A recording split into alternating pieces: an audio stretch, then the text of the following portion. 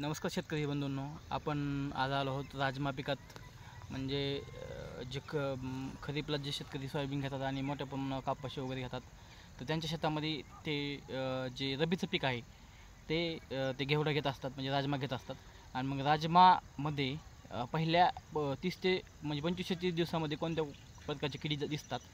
तर पहिल्यांदा राजमामध्ये पाणी खाणारी आळी म्हणतो आपण, स्पोडोप्टेरा लिटोरा, त्याची संख्या मोठ्या प्रमाणात दिसत आहे. ती मोठ्या प्रमाणावर पानं खाताना दिसत आहे. कारण आता ह्या शेतामध्ये बघा, पहिलं पीक जे होतं ते सोयाबीन होतं आणि बऱ्यापैकी ते सोयाबीनच्या रोप आहे ह्या शेतामध्ये उगवल्यामुळं त्यात ज्या सोयाबीनमध्ये येणाऱ्या ज्या किडी आहेत त्याच किडी या राजमामध्ये दिसत आहेत. आणि त्यामुळे ज्या शेतकऱ्याचं असं पीक असेल की पहिलं सोयाबीन असेल आणि दुसरं ते राजमा घेत असतील, त्यांनी लवकरात लवकर शेतातील पूर्ण सोयाबीन काढून टाकावं. आणि त्यानंतर राजमासाठी एक जे चांगलं कीटकनाशक आहे, क्विनॉल-फॉस असेल, क्लोरोपायरिफॉस असेल, जे अळीनाशक आहे ते, जसं की बेंझोइट असेल, ह्या कीटकनाशकाची लवकरात लवकर फवारणी घेऊन व्यवस्थित कीड नियोजन करावे. धन्यवाद.